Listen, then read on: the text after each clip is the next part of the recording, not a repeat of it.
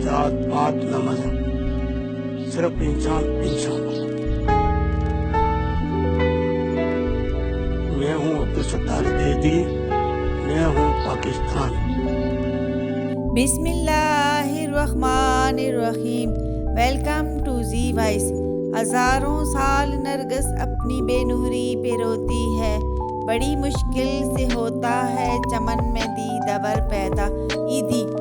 मोहतरम नाज़रीन ग्रामी, ईदी भारत की रियासत गुजरात के शहर पंतु में पैदा हुए। उनका पूरा नाम अब्दुल सत्तार ईदी था।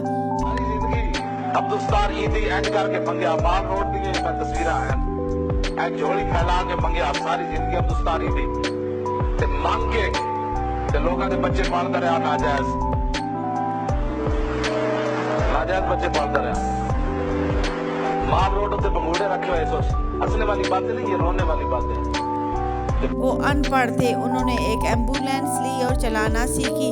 उन्हें मरीजों से मोहब्बत थी और एम्बुलेंस चलाने का शौक था। मरीजों को हॉस्पिटल ले जाना और घर छोड़ना उनका काम था। ईदी का ख्वाब था मुल्क में एम्बुलेंस का जाल बिछाना।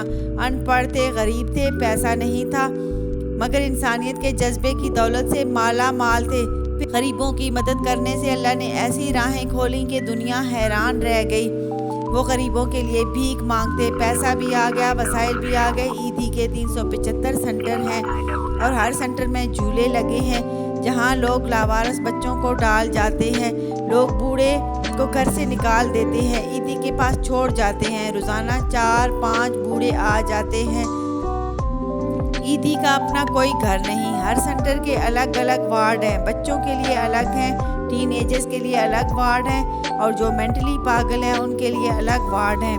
उन्हें सैकड़ों अवार्ड मिले, 250 अवार्ड मिले। उनकी टोटल इनकम 75 करोड़ माहाना है। मुल्क में जहाँ भी इमरजेंसी हो, मुल्क में या मुल्क से बाहर, ईदी एम्बुलेंस हर जगह पहुँच जाती है और 24 घंटे सर्विस रहती है। एक एम्बुलेंस से आज मुल्क में ईदी एम्बुलेंस का जाल बिछा है।